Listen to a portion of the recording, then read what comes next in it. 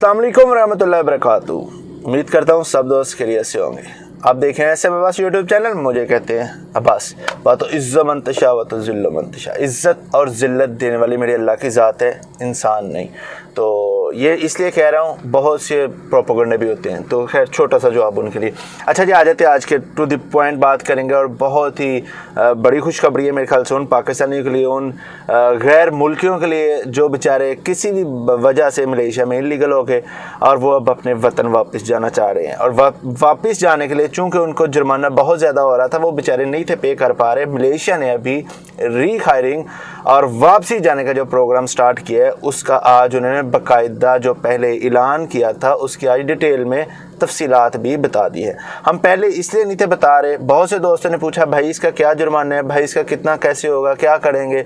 भाई चूँकि हमारे पास कोई इन्फॉर्मेशन नहीं थी, चूँकि हम लीगल इन्फॉर्मेशन ही दे सकते हैं, ऐसा नहीं कि हवा में तीर चलाएं। हमारे भी सोर्सेज होते हैं, हमारे भी दोस्त होते हैं, वो हमसे भी बातें शेयर करते हैं, लेकिन ऑफिशियली ही होता है।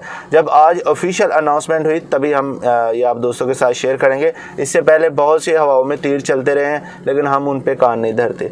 तो चलते हैं जी टू द पॉइंट जो बात है उसकी तरफ। मलेशिया ने जो रिहायरिंग का प्रोग्राम स्टार्ट किया था, आज उन्होंने बाकायदा उसके अनाउंसमेंट कर दी कैसे क्या करेंगे। तो चलते हैं अपने पॉइंट की तरफ, जो आज का हमारा मुद्दा है उसकी तरफ चलते हैं। मलेशिया ने जो आज रिहायरिंग और वापसी जाने का प्रोग्राम का ऐलान किया, उसमें यह तरीके को उन्होंने बड़े वाज़ेह कर दिया कि भाई एजेंट सिस्टम ख़त्म कर रहे हैं। अगर किसी ने भी रिहायरिंग के प्रोग्राम में आना है, उसका हिस्सा बनना है, तो वो अपने बॉस से रब्ता करे जिस कंपनी के अंडर वो काम कर रहा है। ऐसा हरगिज़ नहीं है कि एजेंट वेंट आएंगे और काम करेंगे, ऐसा हरगिज़ नहीं है जी। और बॉस को ये बड़ा वाज़ेह उन्होंने पैगाम दिया कि भाई अगर आपका वर्कर आपकी कंपनी में काम करता है तो वेल एंड गुड। इसका तरीक़ेकार उन्होंने फ़ीस एक वाज़ेह किया जो कि अराउंड अबाउट 3000 समथिंग के करीब बनती है, लेकिन ये मेरे ख्याल से उन्होंने हाफ अभी तक ज़ाहिर किया है। ये वो होगी जो गवर्नमेंट को पे करनी है, इसमें वो ऐड नहीं किया जो कंपनी खुद लेगी। तो 500 रिंगट तो सबमिशन के, जो कि नॉन रिफंडेबल है। जब आपकी फ़ाइल सबमिट होगी उसके साथ 500 रिंगट सबमिट होंगे, आपने करवाने हैं। अगर आपको रिजेक्शन होगी तो 500 रिंगट आपके गए, और अगर आपकी फ़ाइल सबमिट हो गई और फाइल पास हो गई तो आपको वो आगे प्रोसेस करना पड़ेगा स्टेप बाय स्टेप, और आपने काम करना है अपनी कंपनी के अंडर। ऐसा नहीं है वीज़ा आपका जोहर बारू है, काम आप केएल में करें, नहीं है सारी चीज़ अब नहीं होगा। उसके अलावा वापसी जाने के लिए आउटपास का लफ्ज़ मैं इसलिए इस्तेमाल करता हूँ चूँकि हम पाकिस्तानी जितने भी हैं ना, उनको अगर मैं कहूँगा ना रिकैलिब्रेशन तो वो मुश्किल हो जाएगा उनके लिए। तो अगर मैं उनको कहूँगा ना आउटपास, या मुझसे जितने सवालात पूछे जाते हैं ना, वो भाई यही पूछे जाते हैं, भाई आउटपास कब खुल रहा है, भाई आउटपास खुल गए हैं क्या, भाई आउटपास खुलेंगे क्या, भाई कितनी फ़ीस है आउटपास की, ये क्वेश्चन किए जाते हैं। तो मेरे ख्याल से इसलिए मैं भी लफ्ज़ आउटपास ही इस्तेमाल करता हूँ। कुछ बुज़ुर्ग हज़रात इसको जो है वो गलत साइड पे भी लेके जाते हैं, भाई आउटपास तो एम्बेसी लगाती है। ऑफकोर्स ये आउटपास एम्बेसी लगाते हैं, जो हमारे चाहने देखने सुनने वाले हैं उनको आउटपास यही पता है कि भाई जो मलेशिया से वापस जाने वाले हैं उनको आउटपास ही कहते हैं। तो खैर हम भी इसको आउटपास ही कहेंगे, लोग क्या कहते हैं उनके कहने की कोई बात नहीं थी।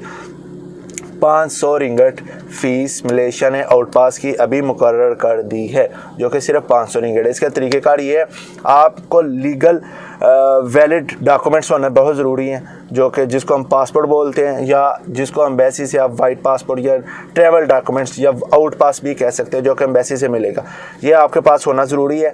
और आपका स्टेटस जो पिछला था वो ब्लैक लिस्ट नहीं होना चाहिए। अगर आपका स्टेटस ब्लैक लिस्ट होगा एज़ पर लॉ, जो आपको भी कानून का सामना करना पड़ेगा, जो आपकी सज़ा होगी वो आपको फॉलो करना पड़ेगी, वो आपको देंगे, चाहे वो जुर्माने की सूरत में होंगे, चाहे वो कैद की सूरत में होंगे, वो आपको फॉलो करने हैं। उसके अलावा सेकेंडली, आप जब मलेशिया में आए थे तो आपके एंट्री का डाटा मलेशिया की इमिग्रेशन के पास होना ज़रूरी है। अगर उनके पास आपका डाटा नहीं होगा तो सॉरी टू से ये आपको कंपाउंड फिर 3000 समथिंग ही देना पड़ेगा। इसलिए अगर किसी ने पासपोर्ट चेंज किया है तो लाजमी सी बात है उसका पुराना पासपोर्ट होगा। और इन केस अगर आपका डाटा इमिग्रेशन में नहीं निकला तो बेशक आपके पास पुराना पासपोर्ट है और आप लीगल तरीके से मलेशिया में एंटर नहीं हुए, तो भी आपको उसी सूरत में वो एक कंपाउंड 3100 पे करना पड़ेगा। लेकिन अगर आपका स्टेटस जो है मलेशिया की इमिग्रेशन के जो उसके सिस्टम में आ रहा है اور بے شک آپ نے پاسپورٹ چینج کر لیا, ڈز ناٹ میٹر, کوئی مسئلہ نہیں اس کا. آپ پریشان نہ ہو, صرف 500 رنگٹ ہونا ضروری ہے. کیش کی صورت میں یہ نہیں لیں گے, آپ کو یہ ATM کی صورت میں ہی وصول کریں گے.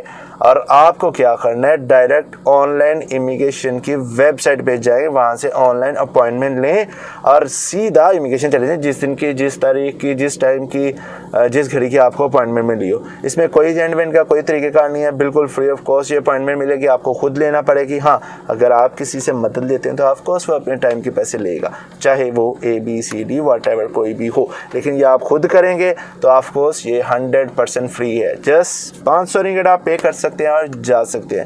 ٹکٹ کے لیے آپ مجھ سے رابطہ کر سکتے ہیں, یہ نیچے میں اپنا نمبر دے رہا ہوں. السلام علیکم ورحمۃ اللہ وبرکاتہ.